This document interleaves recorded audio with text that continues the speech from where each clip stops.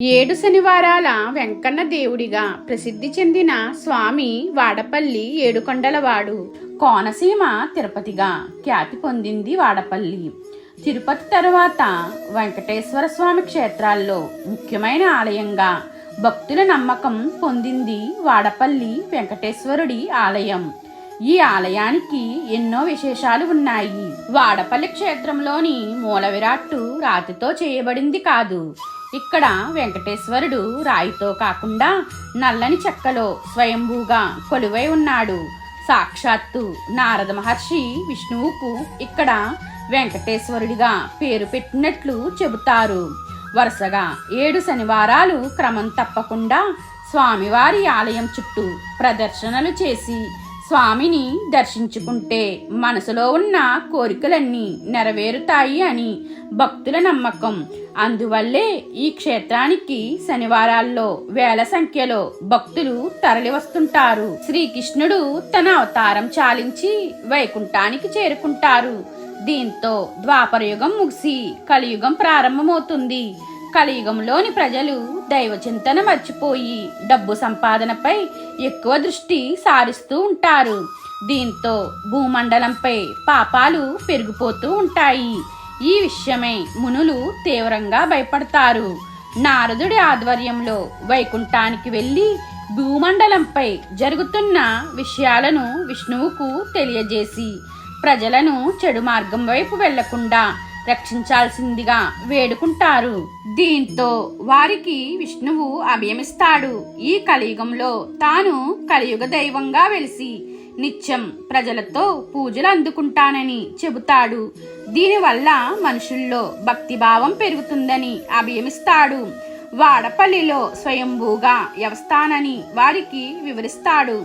దీనితో మునులు సంతోషంతో అక్కడి నుంచి వెనుతిరుగుతారు. కొన్ని రోజుల తర్వాత వాడపల్లి వద్ద ఉన్న గౌతమి నదిలో ఓ చందనం పెట్టె తీరం వైపు వస్తున్నట్లు కనిపిస్తుంది. అయితే దానిని గుర్తించి తీసుకురావడానికి వెళ్తే నదిలో ఆ పెట్టె కనిపించదు. చివరికి వాడపల్లి గ్రామంలో ఓ వృద్ధ బ్రాహ్మణుడి కలలో ఆ పెట్టెలో మహావిష్ణువు లక్ష్మీ సమేతుడై ఉన్నాడని, శుచిగా వెళితే కనిపిస్తాడని వినిపిస్తుంది. దీంతో ఆ తీరంలో ఉన్న ప్రజలు మంగళ స్నానాలు చేసి నదిలోకి వెళ్తే ఓ పక్షి నీడలో ఉన్న పెట్టె కనిపిస్తుంది. భక్తి శ్రద్ధలతో ఆ పెట్టిన ఒడ్డుకు చేరుస్తారు. దానిని తెరిచి చూడగా అందులో శంఖం, చక్రం, గదతో పాటు లక్ష్మీదేవితో శ్రీ మహావిష్ణువు కనిపిస్తాడు. ఇంతలో అక్కడికి చేరుకున్న నారదుడు మహావిష్ణువు అవతారం గురించి చెబుతాడు. అంతేకాకుండా ఆ మూర్తికి వేం అంటే పాపాలను, కట అంటే పోగొట్టేవాడు అని నామకరణ చేసి గోదావరి నదీ తీరంలో విగ్రహాన్ని ప్రతిష్ఠింపచేస్తాడు. అలా ఇక్కడ కొలువైన స్వామికి వెంకటేశ్వరగా పేరు వచ్చింది. స్థానికులు ఆలయాన్ని చిన్నగా నిర్మిస్తారు. అయితే కాలక్రమంలో ఈ దేవాలయం నదిలో మునిగిపోతుంది. ఇది ఇలా ఉండగా ఈ ప్రాంతంలో పెనుబూతుల గజేంద్రుడు అనే క్షత్రియుడు ఉండేవాడు. అతడు చాలా ఓడలకు అధిపతి. ఒకసారి తుఫాను సంభవించి అతని ఓడలన్నీ సముద్రంలో ఎక్కడికో కొట్టుకుపోతాయి.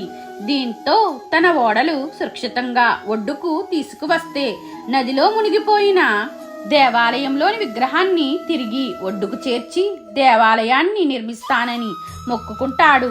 తుఫాను వెలిశాక ఓడలు భద్రంగా ఒడ్డుకు చేరాయి. దీంతో గజేంద్రుడు వాడపల్లిలో ప్రస్తుతం ఉన్న ఆలయాన్ని కట్టించాడని స్థానిక శాసనాలు చెబుతున్నాయి. వాడపల్లి శ్రీ వెంకటేశ్వర స్వామి నిలువెత్తు రూపం చూడగానే ఆకట్టుకుని తిరుమలేశాన్ని దర్శించిన అనుభూతి కలుగుతుంది. భారతదేశంలో అశేష భక్తజనం సందర్శించే ఆరాధ్య దేవాలయాల్లో వాడపల్లి ఒకటి. ప్రతి ఏటా చైత్రశుద్ధ ఏకాదశి నాడు శ్రీ స్వామివారి తీర్థం కళ్యాణోత్సవం వైభవంగా జరుగుతాయి. వాటిలో భాగంగా జరిగే రథోత్సవం గ్రామంలో అంగరంగ వైభవంగా జరుగుతుంది. ఈ ఉత్సవాలు చూడటానికి ఉభయ తెలుగు రాష్ట్రాల నుండి భక్తులు తరలి వస్తారు. మీకు ఈ వీడియో నచ్చినట్లయితే ఓం నమో వెంకటేశాయ అని కామెంట్ చేయండి.